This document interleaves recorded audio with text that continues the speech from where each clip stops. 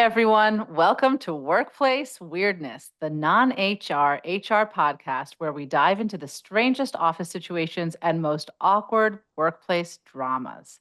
I'm your host, Maya Kadar Kovalsky, and I'm a former chief culture officer and head of people. And I've seen and heard it all and from all sides. So truly, no judgments. This is a safe space to get real and explore the cringy, confusing, or chaotic side of office life. So grab your coffee, kick back in your swivel chair, and listen up because Workplace Weirdness is here to give you much needed perspective.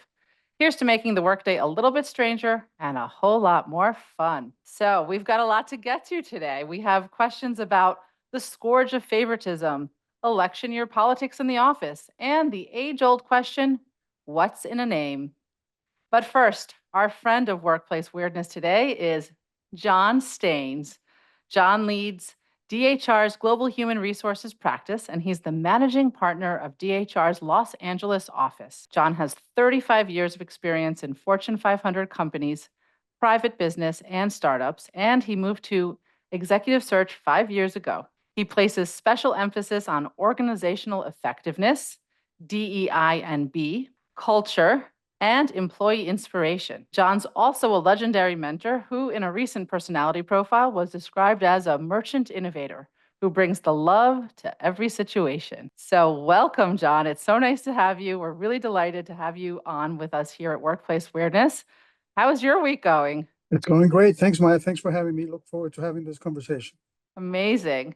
So, mentoring and community support is an important focus for you. So, how did you begin? How did you begin supporting Latinx community in regards of the workplace and just the workplace in general? Yeah, it may help to explain. My father was English, hence the name. My mother's from Peru. I grew up in Peru, speak fluent Spanish, so I see myself as a Latino. So what I noticed, Maya, is that, sometimes Latinos don't get offered the same opportunity as others. And when I got into leadership positions, I saw myself as a way to open doors for people to have better opportunities. And so I started coaching and mentoring when I was in leadership positions.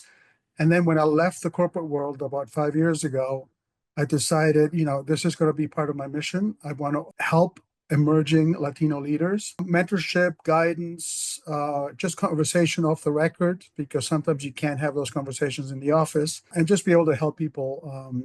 I was fortunate enough to have a really successful career, a lot of it through grit, a lot of it through bumps and bruises, because I didn't have those mentors initially, and especially no mentors that were Latinos, right? I had a couple of mentors in my career that helped me a lot, but they were senior executives, and they didn't understand the culture as much and some of the nuances of being a Latino. So, it's great. So, in other words, you were able to basically role model and to also just help people when they had their more specific situations. Exactly. Um, hmm.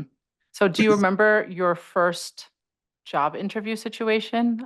Since you now deal with executive search and recruiting, I'm curious. Do you remember how that My went? first job interview. Yeah, I don't remember the first one, but I'll share one with you that was kind of interesting. So I had joined PepsiCo early in my career. So it was past the interview process. It was like my first day in the job, right? And I'm moving into my lovely window office, and I'm feeling very excited about being part of this large, conglomerate and consumer product company. My marketing MBA was in marketing, international marketing, and especially consumer products marketing. And so very excited to be there. And within the first hour, my boss shows up and says, "John, I want to ask you a question.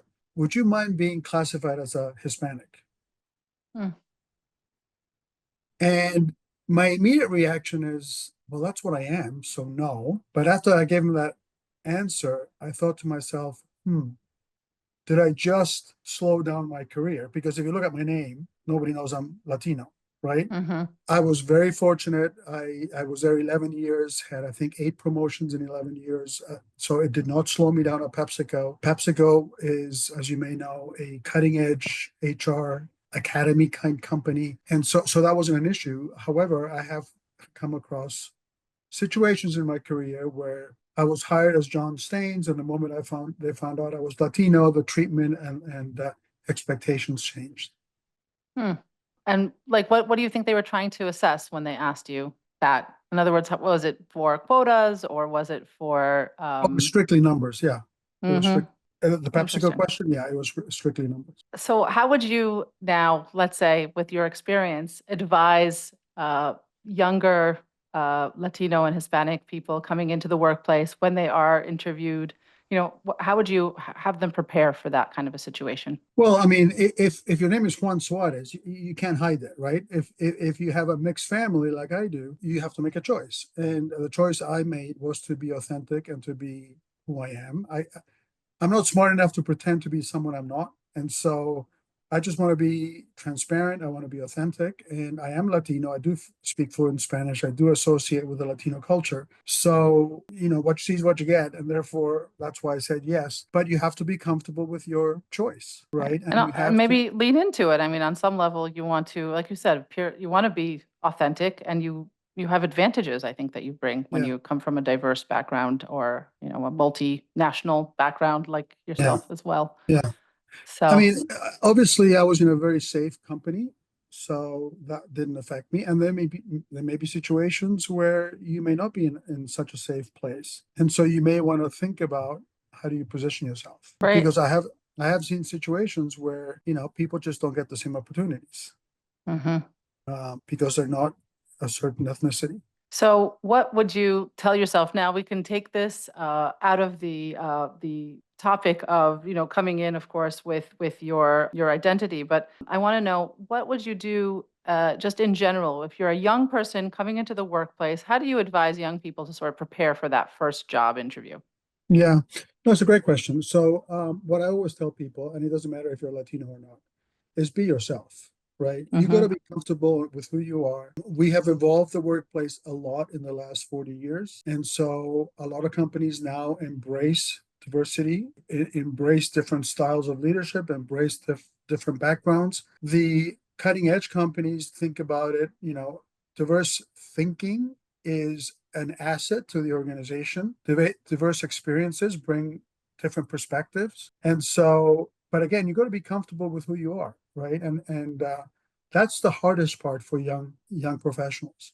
You know, It's they're, hard they're because they might not actually have the confidence. So, exactly, yeah, exactly. So my advice is, if you go down a path that's not authentic, it's too hard to stay on that path. So just be who you are. If the company doesn't embrace who you are, then there's choices. There's other companies out there. You're not wedded to your first company. And so be who you are and have fun. I mean, life's too short. absolutely. Amen. That's my philosophy. You really need to be able to see yourself with that team. In fact, I remember going into some early job interviews and actually, coming out and closing my eyes and saying to myself, can I see myself getting along with the people here? Until now I've met whatever, three, four people. Could I see myself participating? And so, yeah, so I think we all know that we want to get the job and we are being judged, but don't forget to also have that moment of clarity for yourself as well and make sure it's the right place for you. Yeah. That's a great point. I mean, if you go through a recruitment process that is arduous, that has all kinds of tests and all kinds of processes, and that's not who you are, you're not going to fit into that culture, right? If you're comfortable with process, if you're comfortable with assessments, if you're comfortable with scorecards, then it's perfect for you. Right. So it doesn't mean it's right or wrong. It just means it may be right or wrong for you. Right. So you touched on the word fun. It's one of my favorite words. And we call this podcast Workplace Weirdness. So I want to know, what is your weirdest workplace moment? Oh, I don't know if I want to go public with that kind of stuff. Um, we've done a lot of crazy stuff. So as I went up the HR leadership ladder, and as I sat in C-suites, what I advise the executives is, people want to see real people. They don't want to see, executives in an ivory tower. And so, I'll share a couple of different things I've done personally to show up as real, to show up as, relatable, if you will. And it was the back end of my career at PepsiCo when it became Yum Brands. So in 1997, 98, PepsiCo spun out the restaurant divisions and created Yum Brands. And I was in an HR leadership position in Asia. And so my role was to bring in about 1,000 people into an annual conference. It was the top restaurant managers, the top teams from around the region. And we would bring in about 1,000 people into an annual conference. It was the top restaurant managers, the top teams from around the region. And we would bring in about 1,000 people into an annual conference. It was the top restaurant managers, the top teams from around the region. And Egypt to Japan to Indonesia, 24 countries. So one of the openings of the conference, it was in Kuala Lumpur, Malaysia, and I dressed up as a ninja. I had a ninja fight with two proper ninjas. Of course, it was choreographed that I would win the fight. At the end of the ninja fight, I took off my balaclava and everybody recognized it was me. And then I welcomed all the teams in their local language, which was 14 different languages. So That's I amazing. obviously I had to memorize that. I don't speak 14 different languages, but you make the effort, they appreciate it. And it was just fun, right? It was It just a sounds fun. amazing. Yeah. It sounds fun, but it sounds like, it's we as leaders know that we're going to be challenged with all kinds of different situations. What we don't expect is that we're going to have to do a choreographed performance dressed up Yeah. and then memorize 14 languages. But that's incredible. That's a great story. So That's that's one I can share on video. There's others that I may not want to share. later. We'll talk later. Anyway, so thank you for that wonderful introduction. Now we're going to go to the next section, which is the week in work. So the week in work is a weekly section where we discuss a news story that could affect how we work. So as you know, this is the election season. We are taping this the day after the election, so we actually do know the results, but I think you could agree with me that things can get very contentious around this time of year and have been maybe very tense in certain offices. So, some employers have policies around employee political speech, but others don't. They basically hope for the best. So, according to a recent article in US News and World Report, a recent survey found that tempers are, of course, very hot around this time of year. And 58% of Americans believe that our society is uncivil. And US workers collectively face about 171 million uncivil acts in the workplace daily. That's a lot. That's a very big number. Employees who witness incivility are also more likely to be dissatisfied with their jobs, leave their positions, and feel less safe at work. So, let's talk about this. Let's just break it down a little bit. First of all, are you sensing, more tension and conflict in the workplace during this specific election season? Has it alleviated since yesterday when we had the election? Well, too early to answer the second question, but yes to the first part, right? Mm-hmm. So, whether we like it or not, we've been divided as a country for at least 8 years, and our politicians are not showing us the right role model. I mean, they're not behaving the right way. Mm-hmm. So people can embrace that kind of behavior and bring it to the workplace. My advice has always been, the best thing is not to talk about politics or religion in the office. Those are the two topics. Everything else, is fine. And it's not a hard banning, but Mm-hmm. it's a strong suggestion, right? Because Right. that avoids a lot of the negative behavior.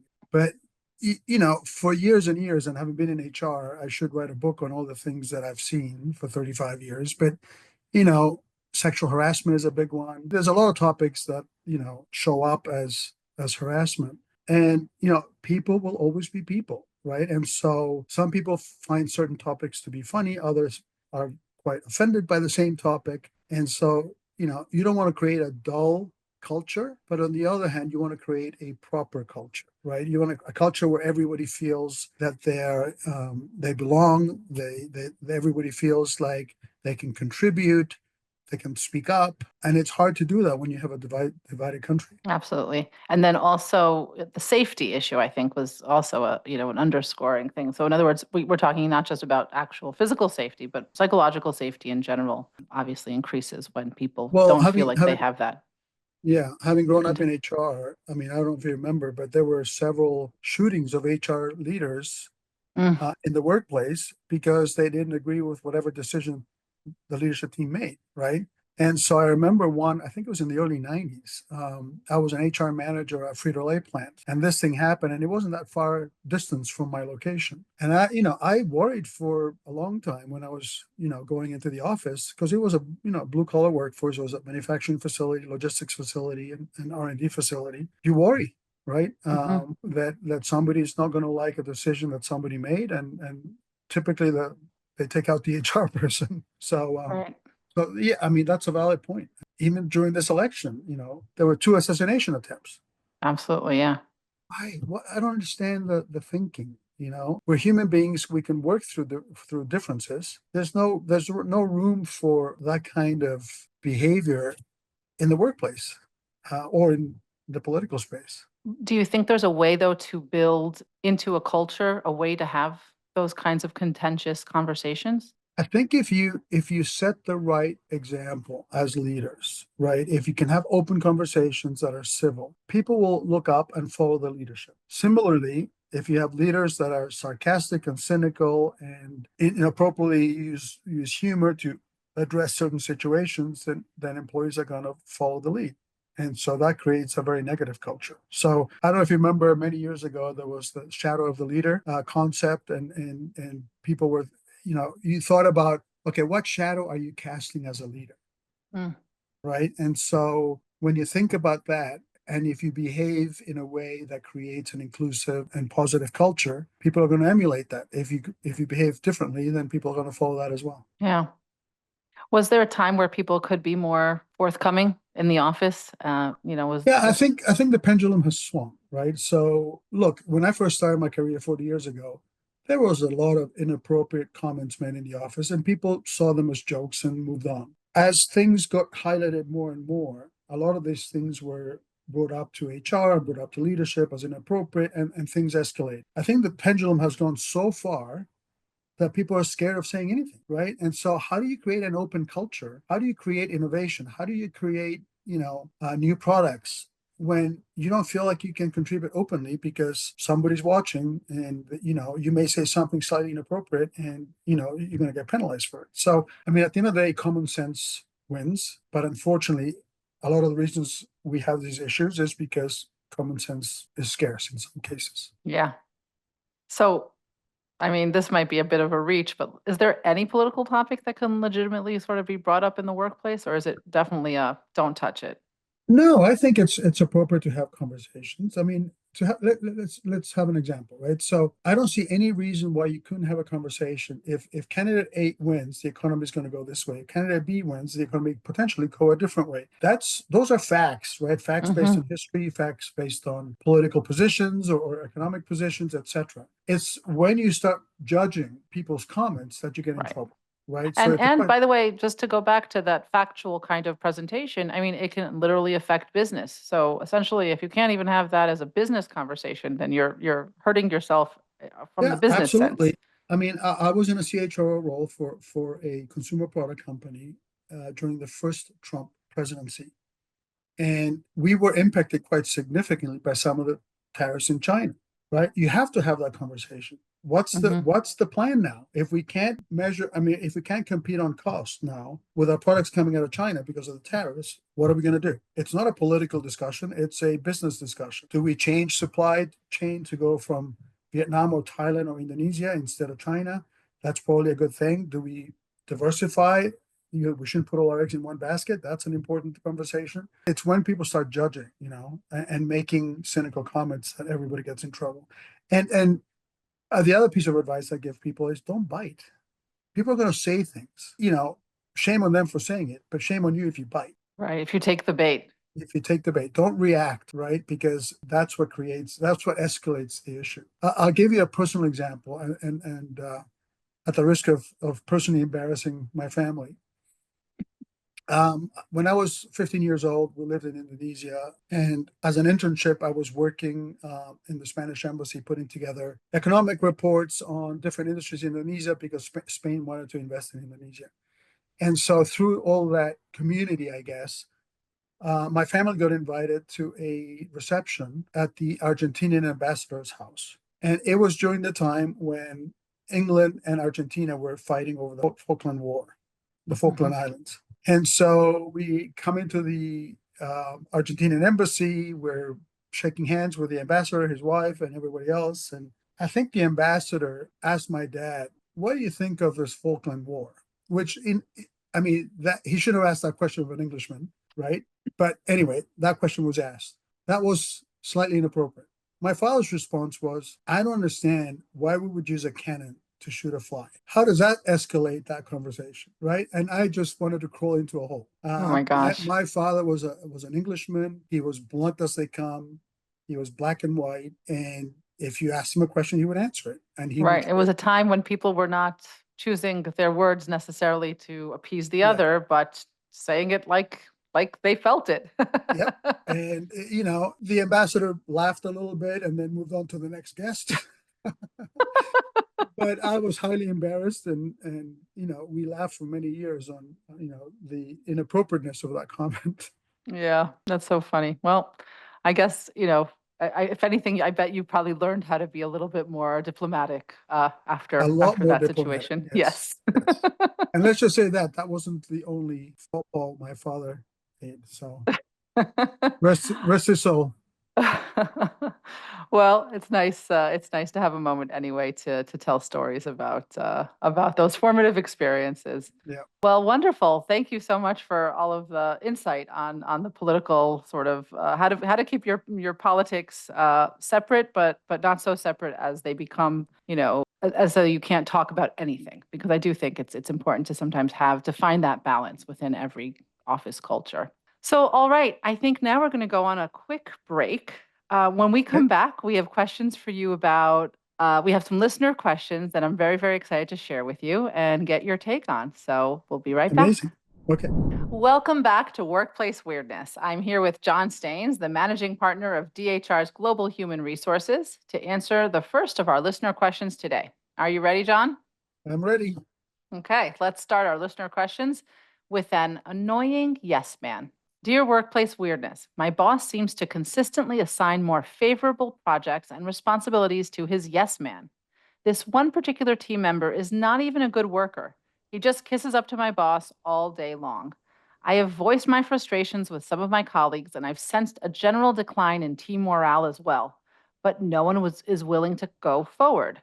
I want to bring it to my boss's attention or possibly his boss, but I'm afraid it might backfire. What should I do? So, That happens turning it quite a over to you. Let's hear what you have to say. Yeah. Yeah, that happens quite a bit, unfortunately. And so it's a valid point to raise. I think you can have a better outcome if you have the appropriate conversations.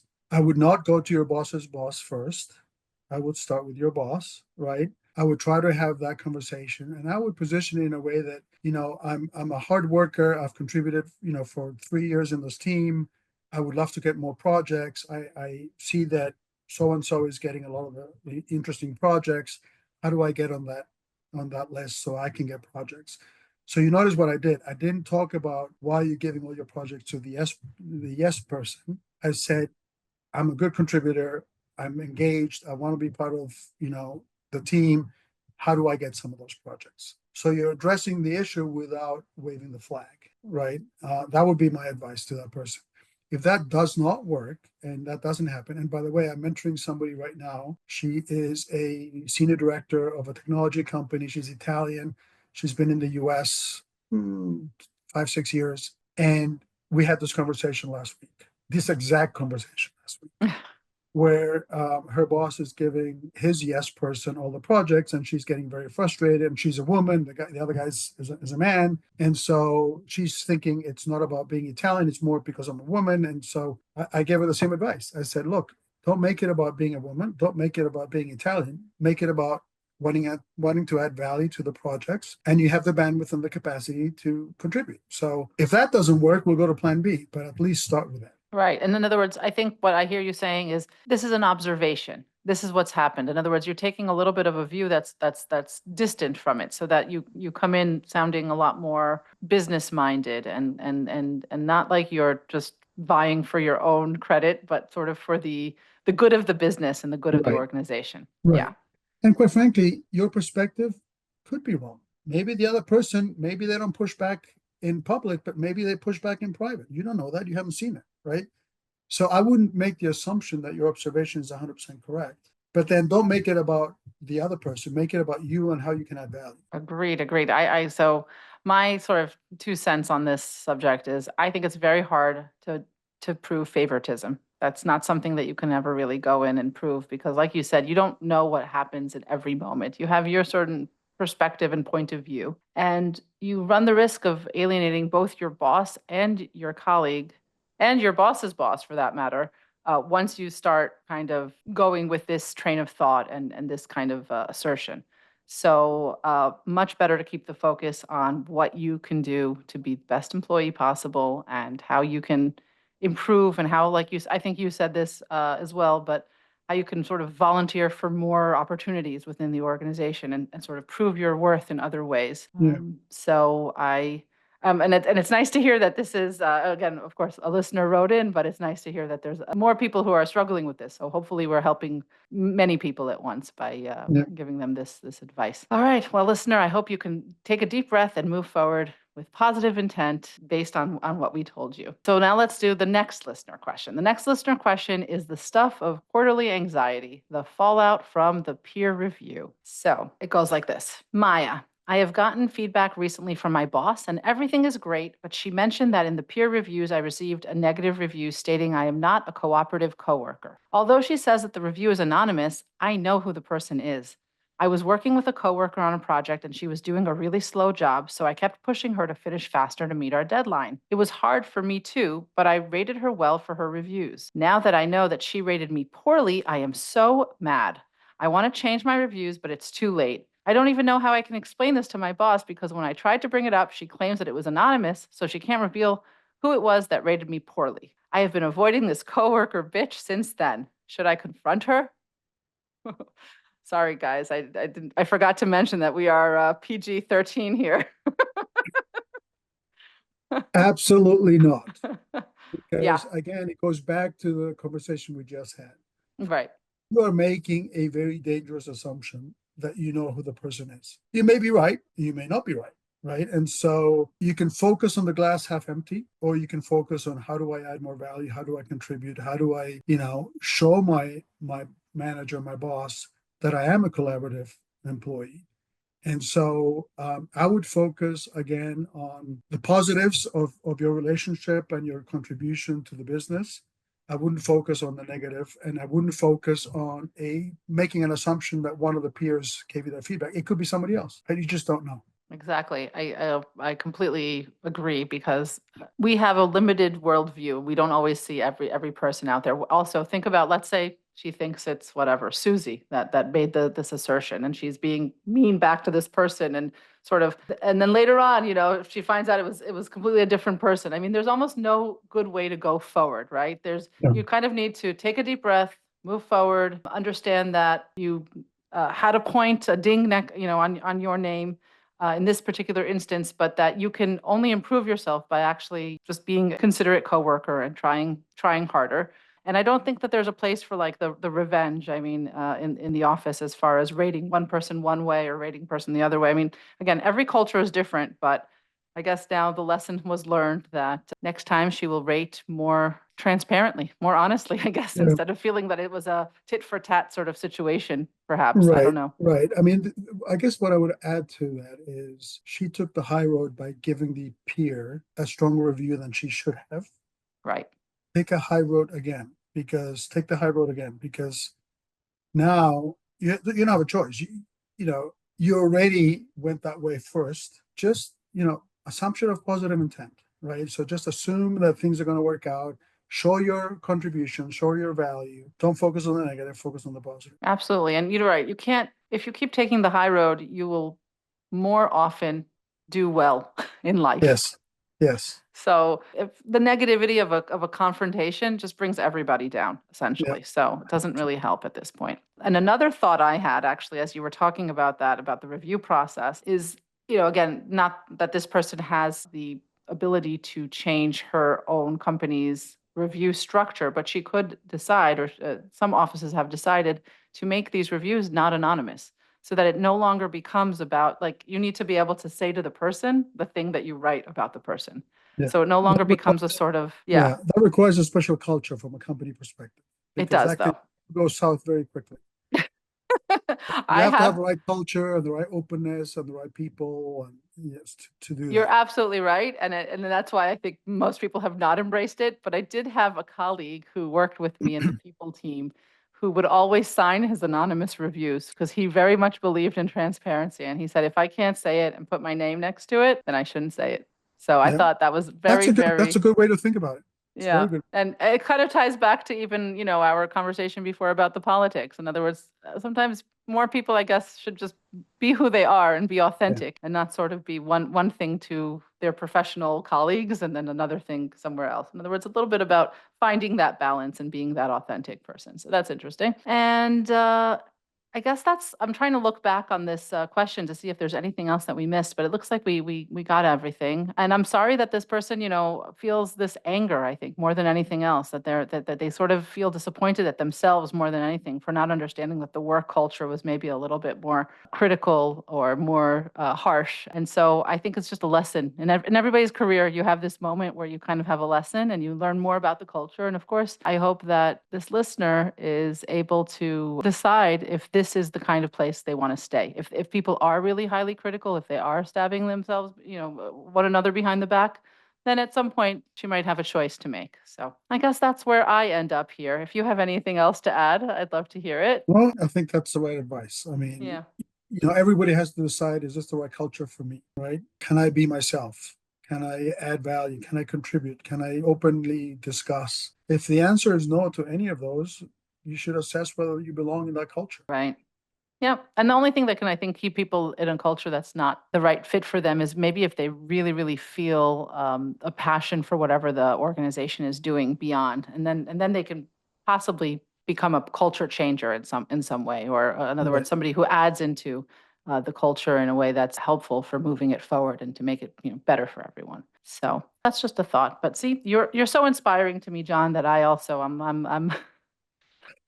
I'm going You're the off best. script a Thank you. little bit here, but I'm like, yeah, thinking about the fact that if I was in a situation that I really disliked the culture, but I really liked the job for other reasons, I would try to see in which ways I could affect the culture positively. So, Let me say it slightly differently. sure. If you are anxious to go in the office every day and you feel stressed and you don't sleep well, that's the wrong culture for you. Don't be there. Right? Your health is more important than anything else. And so if you wake up and you're happy and you're looking forward to going in the office, that's the right culture. So, think of your personal health. Forget everything else. You want to be a healthy human being. You want to be a happy human being. That's how most people contribute the best. And so, as you assess whether this is the right place or not, are you sleeping well? Are you anxious? Do you hate going to the office? Yeah. If By the the answer way, is you have yes, totally brought me back. One of my first jobs, I really had a situation where I almost couldn't physically bring myself to come in. I felt nauseous in the morning. Luckily, this is when I was dating my husband, and he was already such a great support in my life. He's like, just another week, just another week. And then that just another week kept me going for 11 months. I made it almost to the full year, and then I found another job, of course. But yeah, at the time, it was so important for me to not give up and to not be a quitter. And that, I wanted to prove to myself that I could do it. But to be honest, I was losing health from going there. So you're absolutely right. It's yeah. not worth it. Not worth it. But oh man, just brought me back. Taking care of your mental health is not being a quitter, Right. right? Those are two different conversations. So, and don't give yourself a pass. Oh, if I don't quit, my mental health will go down. That's not what I'm saying. What I'm saying is if you're being impacted by this environment, get yourself out of it. That's not being a quitter. That's acknowledging that you made a bad decision and that the company you're working with today is not necessarily the right place for you. That's not being a quitter. That's making a choice. And then just reflecting on my own experience, when I went to the next place, wow, what a relief I felt coming to work every day. It was like I was lighter. I was just able to really appreciate, I think really appreciate the difference in culture. So Mm. sometimes you do have to test it. You don't know right away in the beginning of your career, let's say that, what Yeah. what is right for you until you sort of live it, and then you sort of can find the right fit as you go along.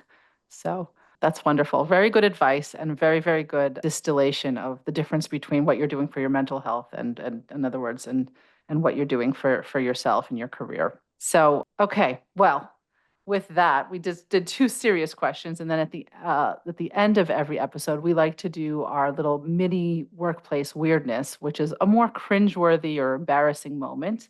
Oh, So, good. so now, every week we cover one question addressing the kind of cringeworthy slip up that can make you slide under your desk. So here we go. Dear Workplace Weirdness, this happened years ago, but I'm still wondering how we should have handled it.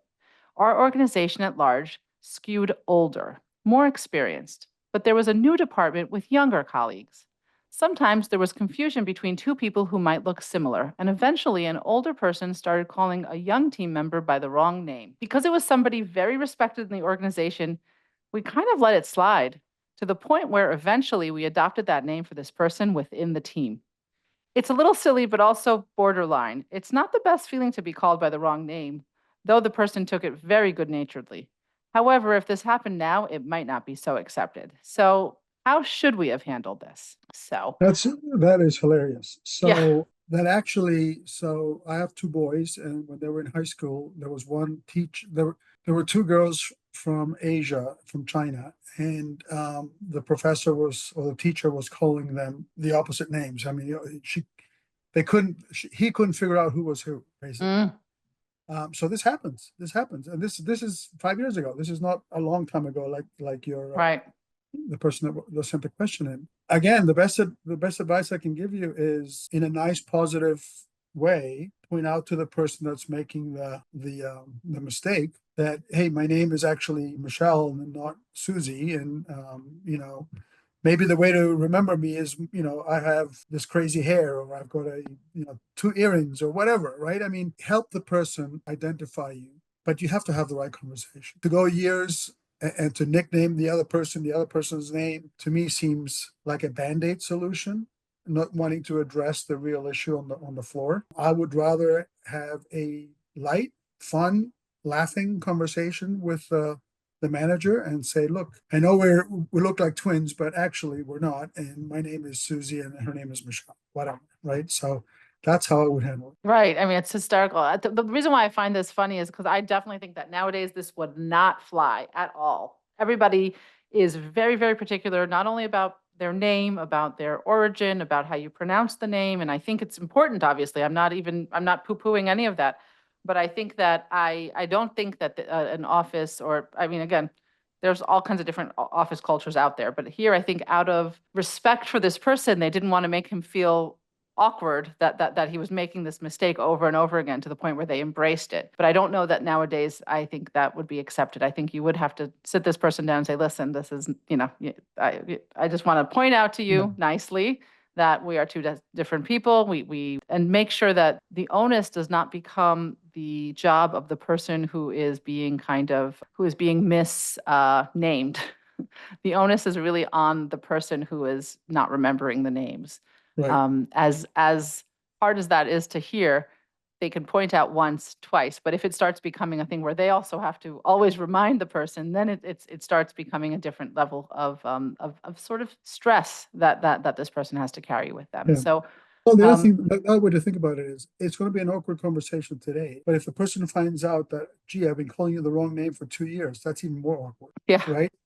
And why didn't you tell me it 2 years ago when it started, right? So I think addressing it immediately is the best choice in a positive, lighthearted way, not in a confrontational way. absolutely.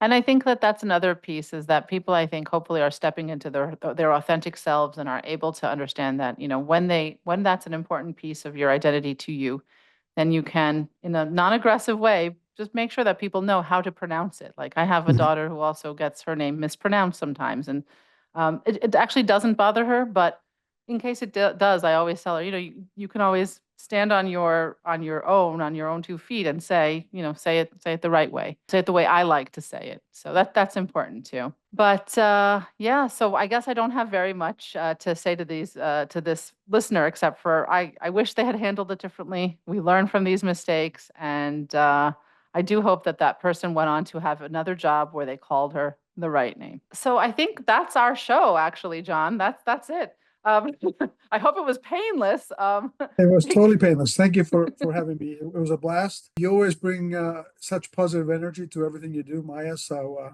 it's special to be here with you today. Thank you so much. And you know what? For what it's worth, I think you gave me a lot of insights and a lot of sort of actually some deep thoughts about both diversity and inclusion, how to keep sort of tensions at bay, and also, of course, your wonderful advice to these up and coming people who are looking for direction in their careers.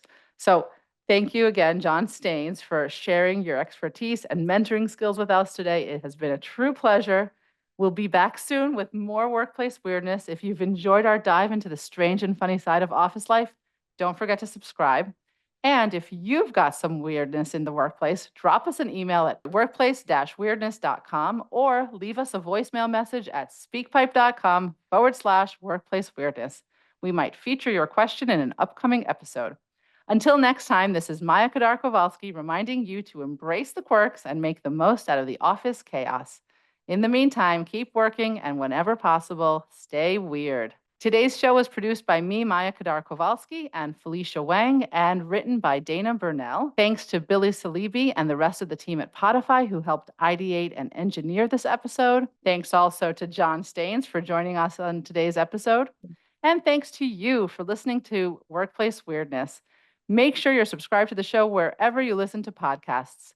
We'll be back next week for another breakdown of all things weird from a workplace near you.